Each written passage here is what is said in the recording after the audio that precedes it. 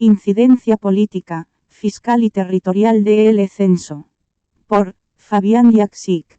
Los 36 días de paro en el departamento de Santa Cruz por la demanda de la realización del empadronamiento censal para el año 2023 han develado acciones improvisadas e imposturas del gobierno nacional, logros simbólicos, incertidumbre en la realización del censo, fracturas políticas en el MAS, conducción errática del proceso por parte de la dirigencia cruceña y sobre todo la posibilidad abierta de una agenda política post-censal cuyo epicentro está localizado en Santa Cruz y la necesidad de empezar a configurar un nuevo ordenamiento territorial y fiscal, en el contexto de la necesidad de una modificación cualitativa de la relación entre el nivel central del Estado y las entidades territoriales autónomas. A continuación el desarrollo de estos tópicos.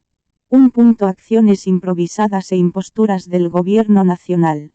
Con la Ley 1492 sancionada por la ALP y promulgada por ARCE, son 5 normas promulgadas por el Gobierno Nacional sobre este tema en apenas un año y 4 meses. DS 4546 del 21 de julio, de 2021. Declara prioridad nacional la realización del Censo de Población y Vivienda 2022. Estableciendo que, el empadronamiento del Censo de Población y Vivienda, 2022 será ejecutado por el INE en fecha 16 de noviembre, de 2022.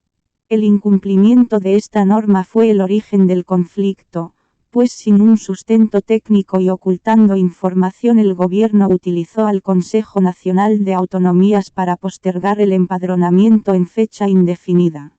Ley 1405 del 1 de noviembre, de 2021, de Estadísticas Oficiales del Estado Plurinacional de Bolivia, que establece sobre todo los alcances de las atribuciones del INE.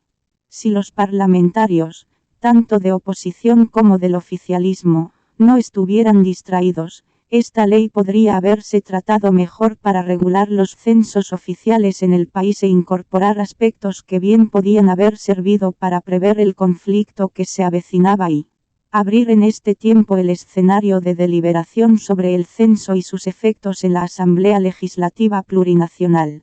DS 4760 del 13 de julio, de 2022. Establece que el empadronamiento del Censo de Población y Vivienda, 2024 será ejecutado por el INE. Fabián Yaksic, ha sido viceministro de Descentralización, diputado nacional y tiene amplia experiencia en gestión pública subnacional. Como máximo entre los meses de mayo y junio de 2024, y que, mediante resolución expresa, hasta el primer trimestre de la gestión 2024, establecerá la fecha específica para la ejecución del empadronamiento del Censo de Población y Vivienda, 2024. DS 4824 del 11 de noviembre, de 2022. Estipula que el empadronamiento será ejecutado por el INE el 23 de marzo, de 2024, y que el Gobierno Nacional en base a resultados preliminares de población del Censo de Población y Vivienda, 2024, realizará la distribución de los recursos económicos de coparticipación en el mes de septiembre de 2024.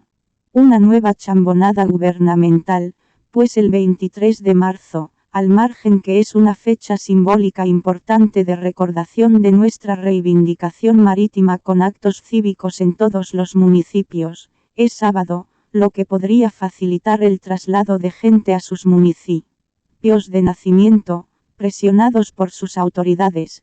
Por ello el empadronamiento censal normalmente se realiza en día hábil. Es posible también que los aspectos climatológicos, lluvias, puedan complicar el empadronamiento en algunos municipios, especialmente en Beni y Pando. Finalmente está la Ley 1492, de aplicación de los resultados del Censo de Población y Vivienda en los ámbitos financiero y electoral, del 2 de diciembre, de 2022.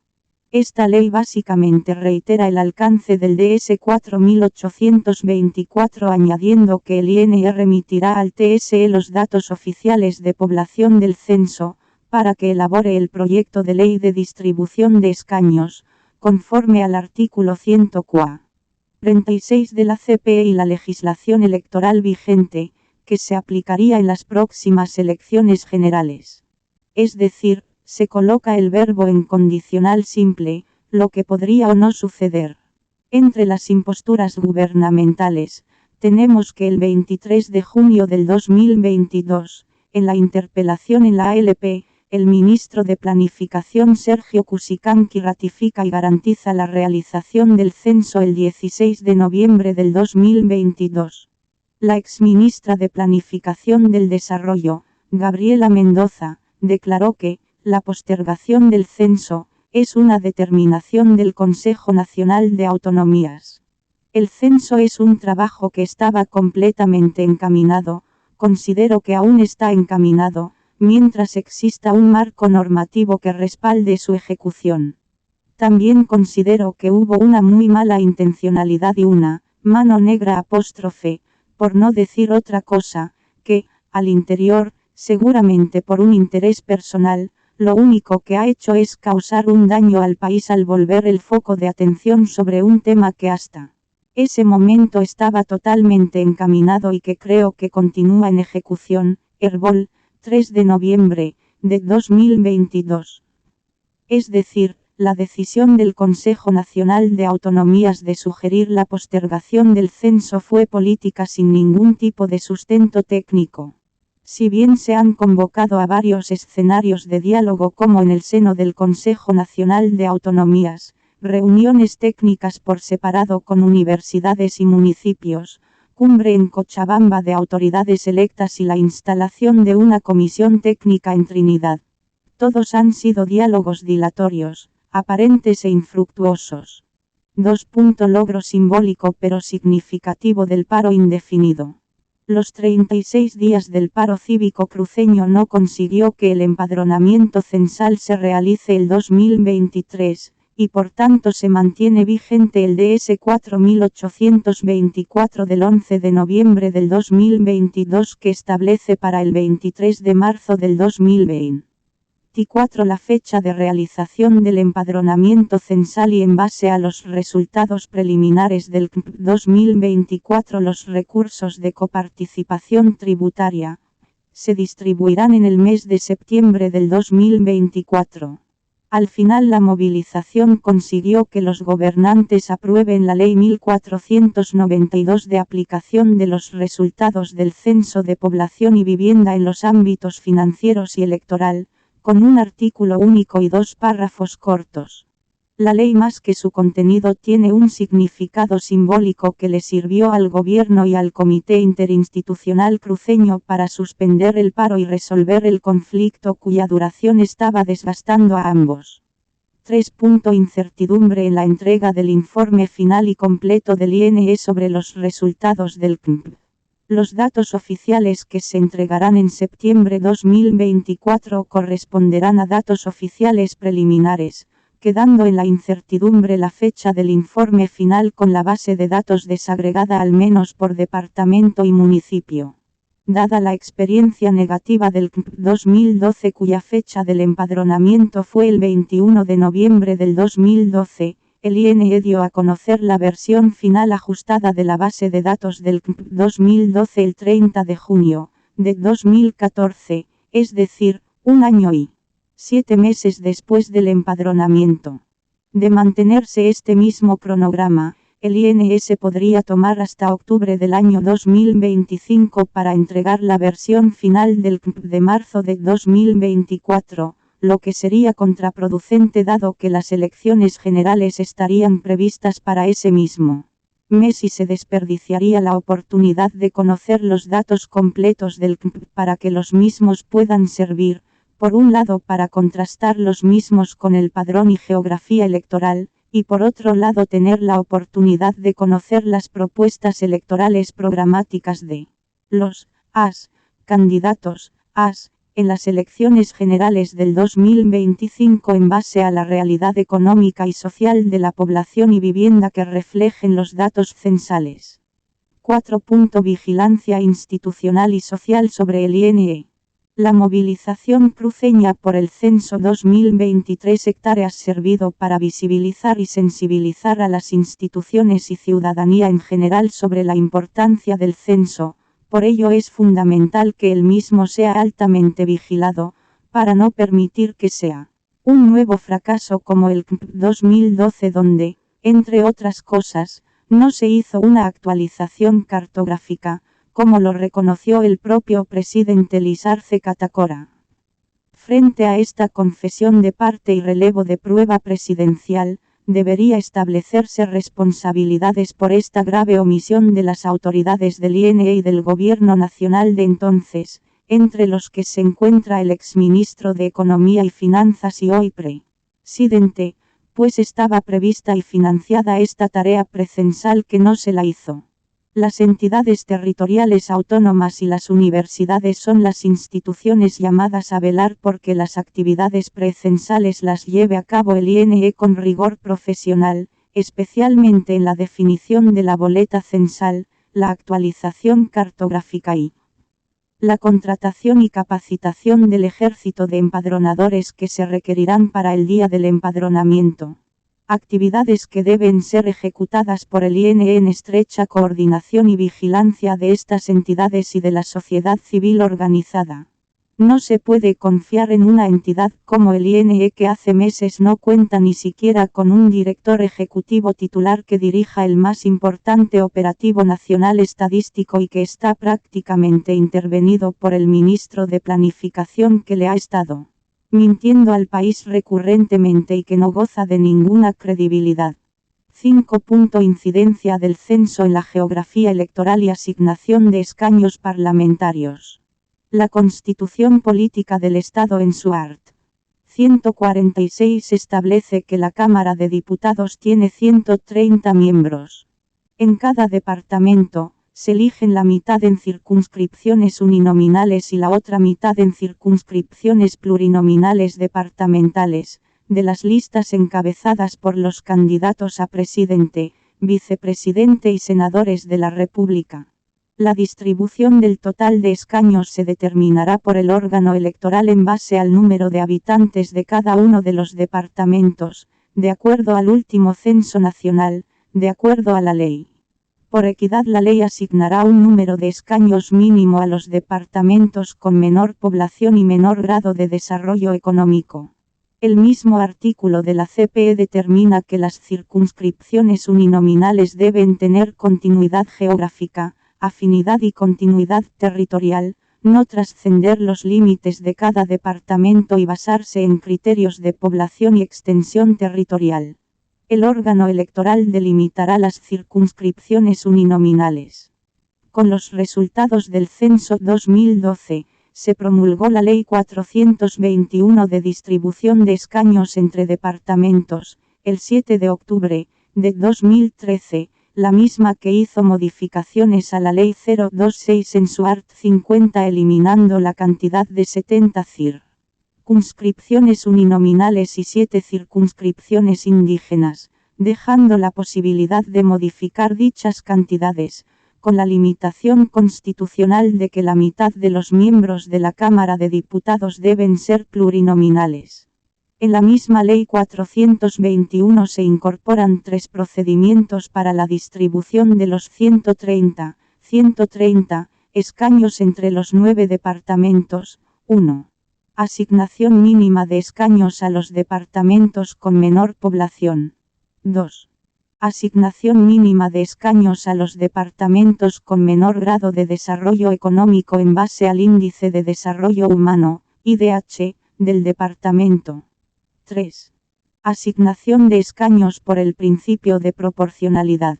Aplicando la Ley 421 en comparación a la Ley 026, la siguiente es la relación de escaños en la Cámara de Diputados en actual vigencia. Como se puede ver en el cuadro precedente, Santa Cruz aumentó 3 diputados, resaltado en rojo, a costa de la pérdida de un curul de Potosí, Chuquisaca y Beni, resaltos en verde. Pero también hubo cambios en la cantidad de escaños uninominales y plurinominales, resaltado en rojo lo ganado y resaltado en verde lo perdido por cada departamento. Con los datos del censo 2024 es posible que el departamento de Santa Cruz pase a ocupar la bancada más numerosa ganando 1 o 2 diputados y serán los departamentos con menor crecimiento poblacional los que pierdan al menos un diputado. En relación a la delimitación de circunscripciones uninominales, se espera que la asignación de escaños por circunscripción se ajuste en función del crecimiento poblacional de las mismas, especialmente en las circunscripciones uninominales de ciudades como Santa Cruz de la Sierra y El Alto, que podrían contar con alguna representación adicional. Diputados más o diputados menos, lo cierto es que las brigadas parlamentarias departamentales han tenido un desempeño mediocre y poco activo al momento de defender los intereses de sus respectivos departamentos, especialmente el Departamento de La Paz.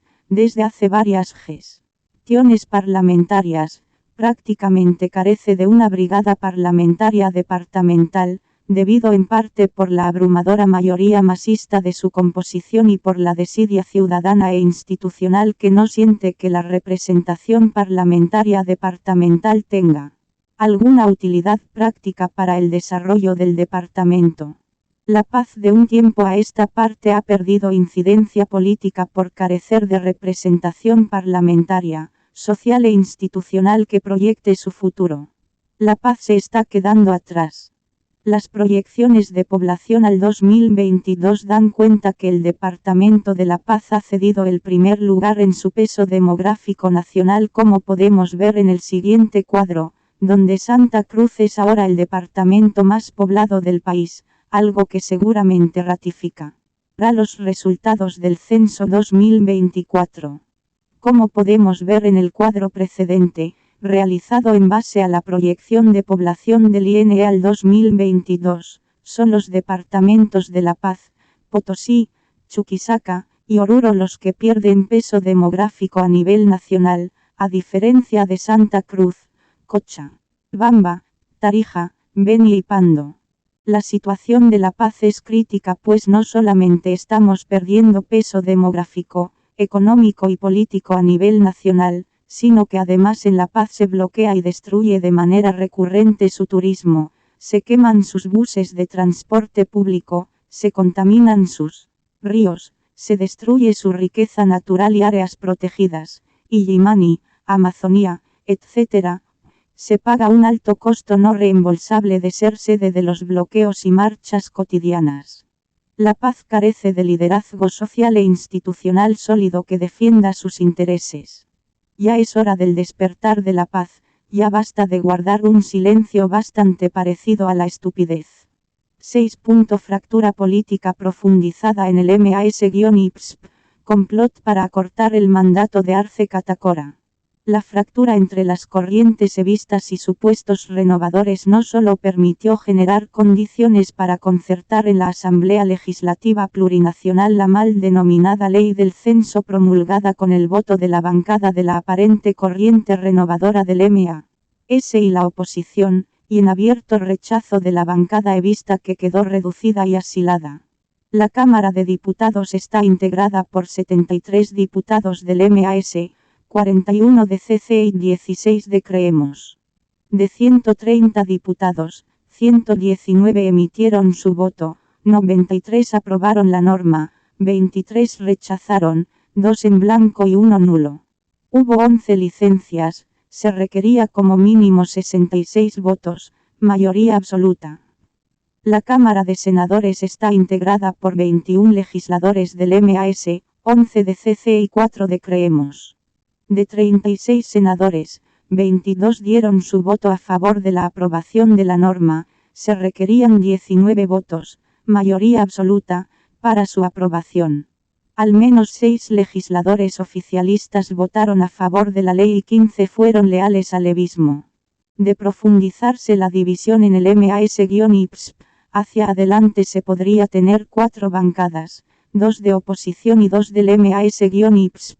lo que cambiaría la dinámica de funcionamiento de la ALP revalorizando su rol de órgano de deliberación y producción legislativa democrática, y recuperando además sus funciones olvidadas de fiscalización por la acción del rodillo autoritario del MAS-IPSP. Soñar con esta posibilidad no cuesta nada, que se haga realidad será más difícil. De esta fractura perdió Evo Morales y su entorno cocalero que persiste en un discurso de odio, resentimiento, confrontación y rabiosamente antidemocrático. Evo Morales se ha convertido en un liderazgo altamente tóxico para la convivencia democrática en el país y al interior de su propio partido. Esta fractura por primera vez se hace pública cuando el presidente Arce, al momento de promulgar la ley de aplicación de los resultados del censo, denunciaba un complot interno para acortar su mandato, para aquellos que desde mis propias filas coinciden en objetivos para acortar nuestro mandato. También quiero decirles que se equivocan, que el enemigo no está entre nosotros y que la unidad es la mejor arma que tiene el pueblo para derrotar intereses de grupos y personas. En la misma ocasión decía: sé que hay quienes quieren vernos fracasar de afuera y lamentablemente también algunos compañeros de adentro. Sé que existen personas que se esfuerzan por hacerme ver como un traidor a nuestro instrumento político. Finalmente, a modo de reclamo, Arce afirmaba: la derecha fascista hace lista de traidores en Santa Cruz y es lamentable que algunas personas de nuestro instrumento político también elaboren listas de supuestos traidores. La democracia interna debe ser profundizada y la unidad fortalecida. Es previsible que la fractura interna del MAS-IPSP se profundice. Evo Morales ya es abierta y públicamente criticado por dirigentes, autoridades y militantes de su partido. Arce tendrá que lidiar con sus enemigos íntimos al interior del MAS-IPSP y al interior también de su gobierno, por autoridades que responden más a Evo Morales que al presidente. La supuesta tercera corriente de David Choquehuanca guarda un silencio pachamamístico refugiado todavía en su zona de confort de la vicepresidencia. 7. Debilitamiento y fracaso del gobierno de Arce Catacora, que se enredó en sus mentiras y diálogos improductivos y manipulados. El gobierno de Arce perdió credibilidad y se mostró incompetente y soberbio, la peor de las combinaciones para un gobierno. Avieso accionar del ministro de Obras Públicas, ministro de Gobierno, de Evo Morales y el MAS-IPSP al impulsar un cerco abusivo de Santa Cruz y arremeter con sus grupos de choque masistas contra el paro cívico, provocando un clima de confrontación que pretendía desbloquear las rotondas y suspender con violencia el paro indefinido. El MAS y el gobierno perdieron en las calles, frente a una heroica resistencia y movida ciudadana cruceña, salvando los excesos que también hubieron de parte de los grupos movilizados del Comité Cívico Pro Santa Cruz, especialmente los relacionados a la Unión Juvenil Cruceñista, que algún momento se sumaron también al MAS-IPSP, que lamentablemente actúan también como grupo de choque del Comité Cívico. 8. Exigencias y plazos a los otros departamentos. En un exceso contradictorio e impertinente, el Comité Cívico Pro Santa Cruz hizo aprobar en el Cabildo del 13 de noviembre 2 preguntas dirigidas a los otros departamentos del país. Están todos de acuerdo en reclamar y exigir a los departamentos de Bolivia para que, en el marco de la unidad nacional, se unan en la lucha por la aplicación de los datos del censo antes del 2025. Están todos de acuerdo que, si en el plazo de 72 horas, los departamentos de Bolivia no se unen formalmente a este reclamo con medidas efectivas, asumamos por nuestra propia cuenta y responsabilidad nuestras propias reivindicaciones en beneficio de los bolivianos que viven y trabajan en Santa Cruz. Una torpeza que le quitó perspectivas nacionales al movimiento cruceño. De esta manera está muy difícil que el epicentro político cruceño se irradie a nivel nacional. O la dirigencia cruceña se nacionaliza o repetirá el aislamiento regional que le impide cruzar las fronteras orientales para conquistar Occidente en miras de liderar un proyecto nacional. Semejante disposición movilizadora de la ciudadanía cruceña, demanda un liderazgo inclusivo y con propuesta de nación y no solo de región. 9. Santa Cruz, nuevo epicentro de la agenda política nacional. Desde las jornadas autonómicas del 2008, del 21F del 2016 y las de noviembre del 2019, Santa Cruz se va convirtiendo en el epicentro de la agenda política nacional. La segunda consulta puesta a consideración del Cabildo cruceño del 13 de noviembre por parte del presidente del Comité Cívico Pro Santa Cruz fue la siguiente. Están todos de acuerdo en delegar al Comité Pro Santa Cruz la convocatoria a una comisión constitucional, que, en el marco legal y democrático, revise la futura relación política de Santa Cruz con el Estado boliviano. Esta resolución del multitudinario Cabildo dejó una provocativa agenda política para una compleja discusión sobre la relación política de Santa Cruz con el Estado boliviano. El desafío está planteado.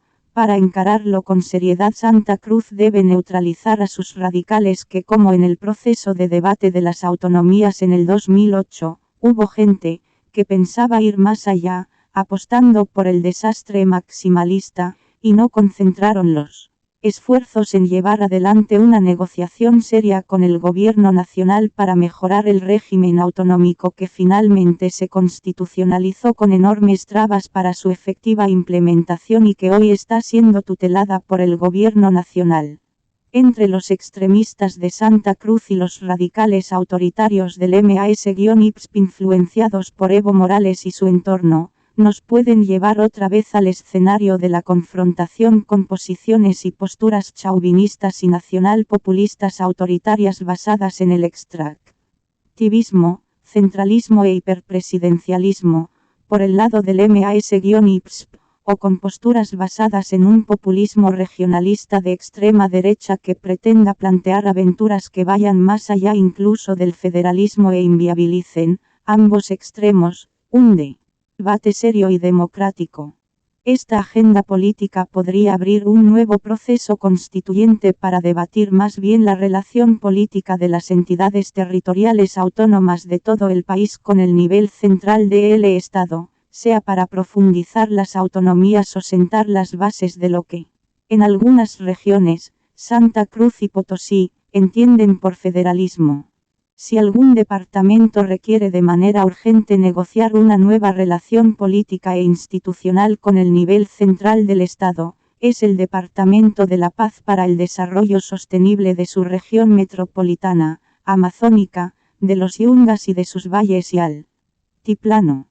Para ello, y en función de los resultados del CNP 2024, ameritará hacia adelante debatir y formular un nuevo ordenamiento territorial y fiscal que profundice las autonomías y sean las entidades territoriales autónomas las protagonistas efectivas del desarrollo nacional y regional. Fabián Yaksic ha sido viceministro y diputado nacional, con amplia experiencia en gestión pública subnacional.